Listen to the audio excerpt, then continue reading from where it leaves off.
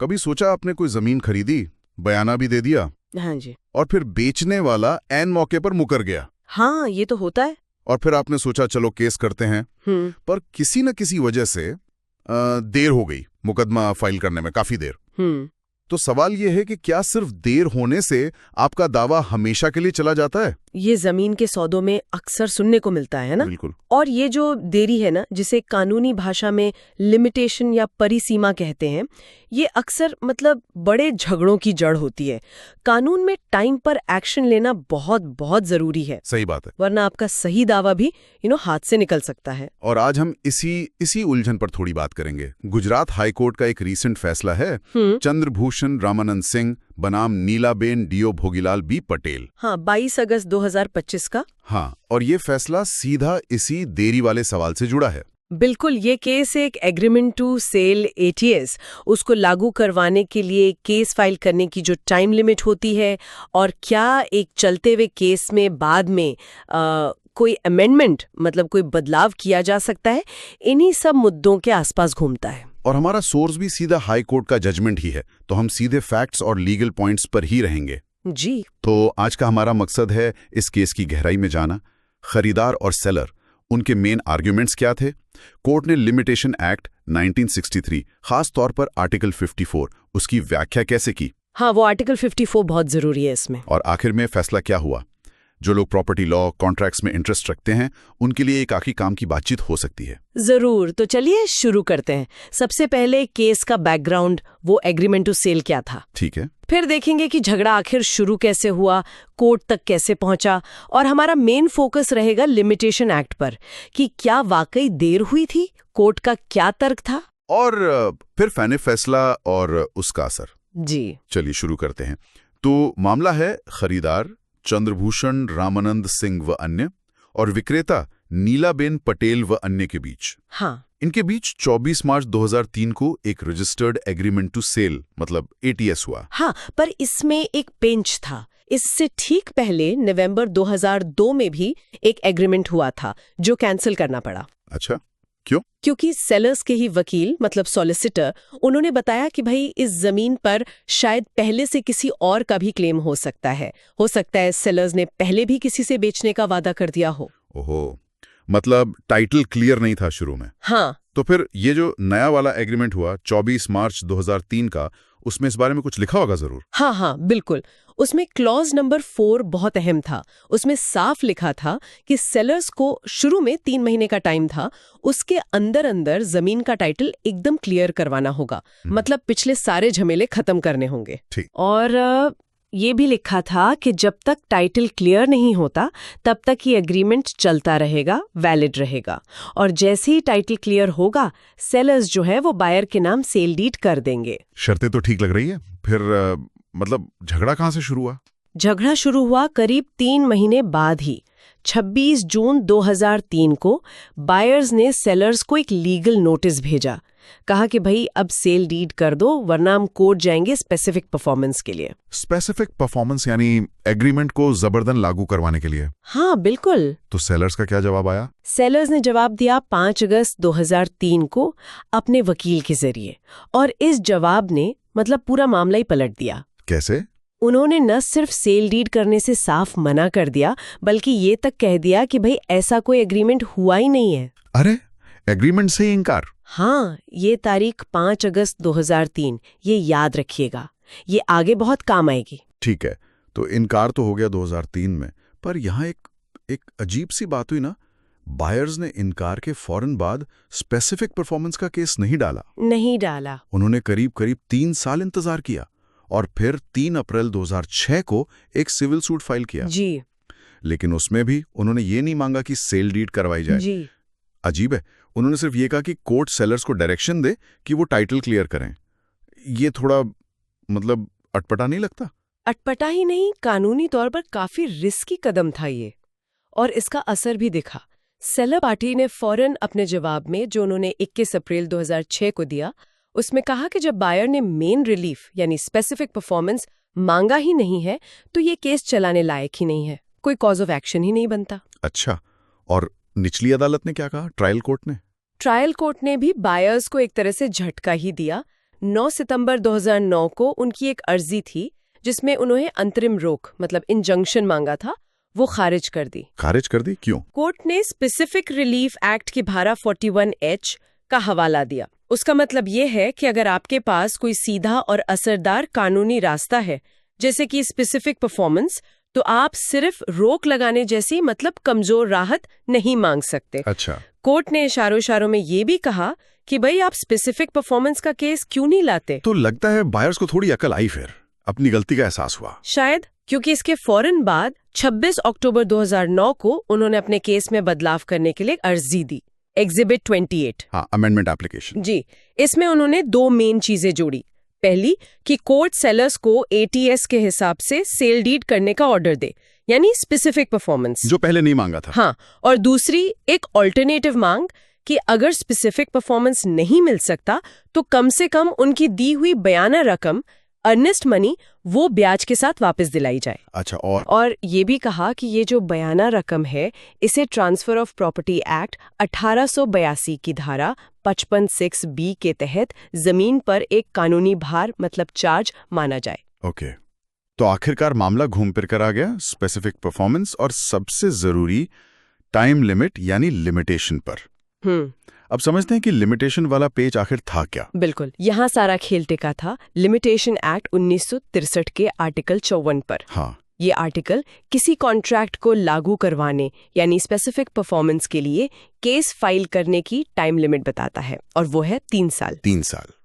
लेकिन ये 3 साल गिनने कहाँ से हैं? यहीं पर झगड़ा होगा। हाँ, यहीं पर। आर्टिकल 54 इसके 2 बेसिस बताता है। क्या है वो? पहला हिस्सा पार्ट I कहता है कि अगर कॉन्ट्रैक्ट में काम पूरा करने की कोई फिक्स्ड डेट मतलब पक्की तारीख लिखी है तो 3 साल उस तारीख से गिने जाएंगे। ठीक है। और दूसरा हिस्सा पार्ट 2 कहता है कि अगर कोई तारीख तय नहीं है तो 3 साल उस दिन से गिने जाएंगे जब आपको पता चला कि सामने वाली पार्टी ने काम करने से इनकार कर दिया है, रिफ्यूज कर दिया है। समझ गया। फिक्स डेट या फिर इनकार की तारीख। तो बायर्स और सेलर्स दोनों के वकीलों ने इसे अपने अपने फेवर में कैसे आर्ग्यू किया? पहले बायर्स के वकील श्री KV शैलत की दलीलें देखते हैं। बायर्स के वकील का कहना था कि उनका केस आर्टिकल 54 के पहले हिस्से में आता है।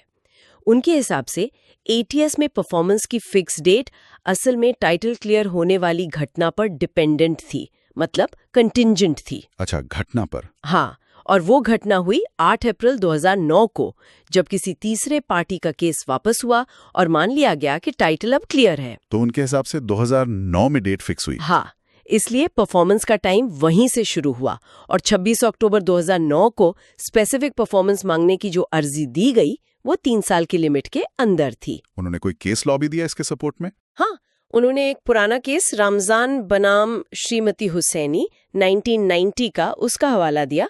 उसमें भी ऐसी ही एक शर्त थी मॉर्गेज छुड़ाने वाली, उसे ही परफॉर्मेंस की तारीख माना गया था। इंटरेस्टिंग। और वो जो दूसरी मांग थी बयाना वापसी वाली, उसके लिमिटेशन पर क्या कहा? उसके लिए उनका तर्क अलग था। उन्होंने कहा कि ट्रांसफर ऑफ प्रॉपर्टी एक्ट की धारा 55(6)B कहती है कि बायर ने जो बयाना दिया है वो जमीन पर एक तरह का कानूनी चार्ज बन जाता है। हाँ। और लिमिटेशन एक्ट का आर्टिकल 62 कहता है कि ऐसे चार्ज को वसूलने की टाइम लिमिट 12 साल होती है। 12 साल? काफी लंबा टाइम है। हाँ, तो चूंकि बयाना 2003 में दिया गया था तो 2009 में उसे वापस मांगने की अर्जी 12 साल की लिमिट के बिल्कुल अंदर थी। ठीक है, ये तो हुआ बायर्स का पक्ष, काफी सोचा समझा लग रहा है। अब सेलर्स के वकील श्री जिनेश H कपाड़िया ने इसके जवाब में क्या कहा? उनका तर्क एकदम उल्टा था। उन्होंने कहा कि ये केस साफ तौर पर आर्टिकल 54 के दूसरे हिस्से में आता है, पार्ट 2 में। क्यों?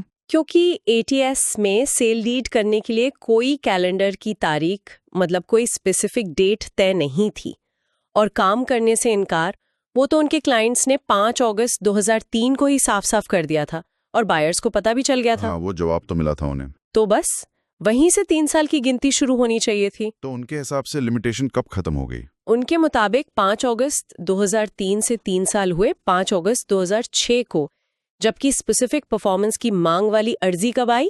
2009 में। हाँ, काफी लेट। तो वो साफ तौर पर टाइम बार्ड थी, लिमिटेशन से बाहर। उन्होंने सुप्रीम कोर्ट की एक फुल बेंच का फैसला अहमद साहब अब्दुल मुल्ला 2009 का उसका हवाला दिया। उसमें क्या कहा गया था? उसमें यही कहा गया था कि आर्टिकल 54 में फिक्स डेट का मतलब कैलेंडर की कोई तारीख ही होता है, कोई अनिश्चित घटना नहीं, जैसे टाइटल क्लियर होना। उन्होंने कुछ और रीसेंट जजमेंट्स का भी जिक्र किया, जैसे उषा देवी 2024, ए वलियम्मई 2023। लेकिन क्या उन्होंने वो बयाना वापसी वाले 12 साल के तर्क को काटा या माना? हाँ, उस पॉइंट पर उन्होंने थोड़ी नरमी दिखाई। उन्होंने माना कि हाँ, ये हो सकता है कि अर्नेस्ट मनी वापसी के क्लेम के लिए 12 साल वाली लिमिटेशन लागू हो। अच्छा, तो दोनों तरफ से काफी मजबूत कानूनी दलीलें थीं। अब देखते हैं हाई कोर्ट ने इस पूरी सिचुएशन को कैसे एनालाइज किया। हाई कोर्ट ने पहले तो वो बातें नोट की जिन पर कोई डिस्प्यूट नहीं था कि भाई एटीएस हुआ था, उसमें क्लॉज 4 था, बायर ने नोटिस दिया, सेलर ने इनकार किया, बायर ने पहले आधा अधूरा केस किया और फिर 2009 में अमेंडमेंट की अर्जी दी। ठीक है, जो फैक्ट्स थे। हाँ, फिर कोर्ट ने एटीएस के क्लॉज 4 को ध्यान से पढ़ा। कोर्ट ने पाया कि हाँ, टाइटल क्लियर होने की शर्त तो थी, लेकिन उसके बाद सेल डीड किस कैलेंडर तारीख को होगी ये नहीं लिखा था। इसका एक मतलब ये भी निकाला गया कि इस सौदे में शायद टाइम उतना एसेंशियल नहीं था, मतलब time was not the essence of contract. तो फिर लिमिटेशन की शुरुआत कहां से मानी कोर्ट ने? फिक्स डेट से या इनकार से? कोर्ट ने साफ कहा कि जब परफॉर्मेंस के कोई फिक्स्ड कैलेंडर डेट तय ना हो तो लिमिटेशन आर्टिकल 54 के दूसरे हिस्से के हिसाब से इनकार के तारीख से ही शुरू होगी, यानी 5 अगस्त 2003 से। हाँ जी, बिल्कुल 5 अगस्त 2003, वहीं से 3 साल की उल्टी गिनती शुरू। और वो जो बायर्स के वकील ने रामजान केस का हवाला दिया था, उसका क्या? कोर्ट ने कहा कि रामजान केस अलग था। वहां कॉन्ट्रैक्ट में साफ लिखा था कि मॉर्गेज छुड़ाने के दिन ही परफॉर्मेंस होगी, एकदम क्लियर लिंक था। यहाँ ऐसी कोई सीधी टेम्पोरल कड़ी नहीं थी। अच्छा, कोर्ट ने अहमद साहब अब्दुल मुल्ला वाले फुल बेंच के फैसले को ही सही माना कि फिक्स्ड डेट मतलब कैलेंडर की डेट। और अमेंडमेंट के बारे में क्या कहा? क्या उसे अलाउ करना चाहिए था या नहीं? कोर्ट ने माना कि हाँ, आमतौर पर अमेंडमेंट्स उदारता से अलाउ करने चाहिए। कुछ केसेस का जिक्र भी किया, जैसे संजीव बिल्डर्स, रिवाजीतू बिल्डर्स, लेकिन तब नहीं जब आप अमेंडमेंट के जरिए कोई ऐसा दावा जोड़ना चाहें जो पहले ही टाइम बार्ड हो चुका हो। आप लिमिटेशन को इस तरह बाईपास नहीं कर सकते। समझ गया। तो इन सब तर्कों के बाद हाई कोर्ट किस नतीजे पर पहुंचा? फाइनल फैसला क्या था? फैसला बड़ा इंटरेस्टिंग था। जैसा मैंने कहा, स्पेसिफिक परफॉर्मेंस वाले दावे के मामले में हाई कोर्ट निचली अदालत से पूरी तरह सहमत था, यानी वो दावा खारिज। हाँ, कोर्ट ने माना कि स्पेसिफिक परफॉर्मेंस जोड़ने की अर्जी टाइम लिमिट से बाहर थी। इनकार हुआ 5 अगस्त 2003 को, 3 साल खत्म हुए 5 अगस्त 2006 को और अर्जी आई 2009 ने। तो स्पेसिफिक परफॉर्मेंस वाला दावा गया, टाइम बार्ड। लेकिन आपने कहा था फैसला इंटरेस्टिंग रहा, तो उसमें क्या था खास बात अब आई। कोर्ट ने बयाना रकम यानी अर्नेस्ट मनी की वापसी के ऑल्टरनेटिव दावे के बारे में निचली अदालत के फैसले को पलट दिया, उसे खारिज नहीं किया। ओहो, ये कैसे? किस बेसिस पर? कोर्ट ने ट्रांसफर ऑफ प्रॉपर्टी एक्ट की धारा 55(6)(b) और लिमिटेशन एक्ट के आर्टिकल 62 को मिलाकर पढ़ा। हाँ। और उसका निचोड़ ये है कि जब बायर बयाना देता है तो कानूनन उसे उस पैसे के लिए खरीदी जा रही प्रॉपर्टी पर एक तरह का हक मिल जाता है, जिसे स्टैट्यूटरी चार्ज कहते हैं। अच्छा, कानूनी भार। हाँ, और इस चार्ज वाली रकम को वसूलने के लिए कानून 12 साल की लंबी टाइम लिमिट देता है, जो उस दिन से शुरू होती है जब वो पैसा वापस पाने का हक बनता है। अरे वाह, तो इसका मतलब ये हुआ कि स्पेसिफिक परफॉर्मेंस का दावा भले ही 3 साल में खत्म हो गया, लेकिन बयाना वापसी का दावा जो 12 साल तक चल सकता था, वो 2009 में जब अर्जी दी गई पूरी तरह टाइम लिमिट के अंदर था, क्योंकि बयाना तो 2003 में दिया गया था। क्या बात है, ये तो बहुत ही महत्वपूर्ण कानूनी नुक्ता है। हाँ, बहुत बारीक बात है ये। तो आखिरकार हुआ क्या?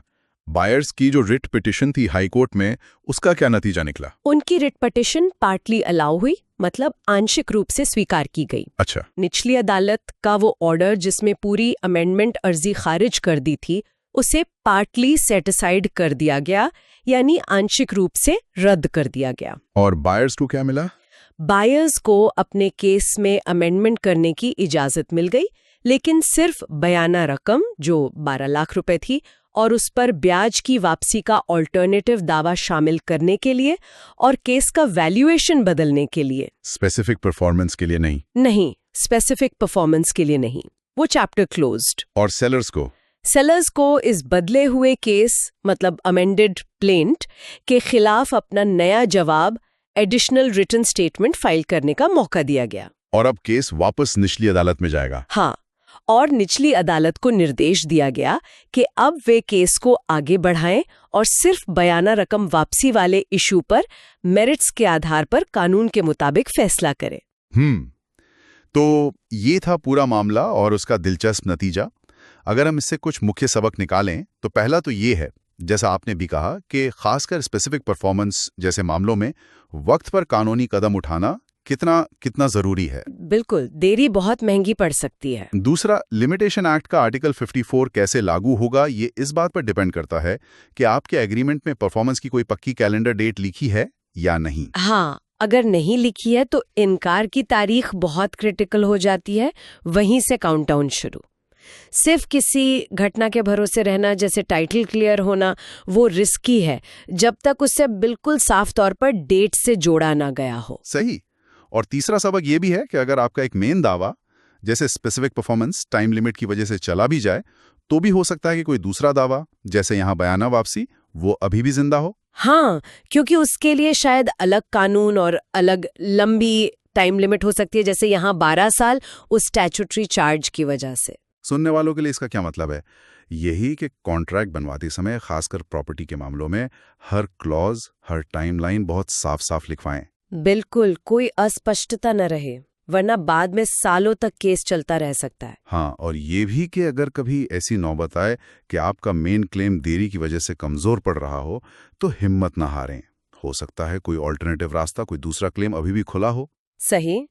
इसलिए सारे लीगल एंगल्स और उनकी अलग अलग टाइम लिमिट्स को समझना जरूरी है। बिल्कुल। और जाते जाते एक सोचने वाली बात छोड़ जाते हैं। हाँ, कोर्ट ने बयाना वापसी का दावा जोड़ने की इजाजत तो दे दी, लेकिन क्या इसका मतलब ये है कि बायर्स को पैसा वापस मिल ही जाएगा? हाँ, ये अच्छा सवाल है, क्योंकि ट्रांसफर ऑफ प्रॉपर्टी एक्ट की वही धारा 55(6)(b जो बयाना वापसी का अधिकार देती है, वो एक शर्त भी लगाती है। क्या शर्त? वो ये कहती है कि बयाना वापसी का हक तभी है जब बायर ने अनरीजनेबली प्रॉपर्टी लेने से इनकार न किया हो, मतलब बायर की तरफ से कोई अनुचित व्यवहार न हुआ हो। अच्छा। आप सोचिए, इस केस में बायर्स ने शुरू में 3 साल तक स्पेसिफिक परफॉर्मेंस का केस ही नहीं डाला था। हाँ, ये तो था। तो क्या अब सेलर्स निचली अदालत में ये आर्ग्यूमेंट नहीं दे सकते कि भाई बायर खुद ही सौदा पूरा करने को तैयार या इच्छुक नहीं थे? उनका कंडक्ट ठीक नहीं था, इसलिए वे अनुचित व्यवहार के दोषी हैं और बयाना वापस पाने के हकदार नहीं हैं। अरे हाँ, ये तो एक और पेंच है। मतलब अमेंडमेंट की जंग जीतने के बाद भी बयाना असल में मिलेगा या नहीं, ये लड़ाई शायद अभी बाकी है। बिल्कुल, इस पर विचार जरूर कीजिएगा।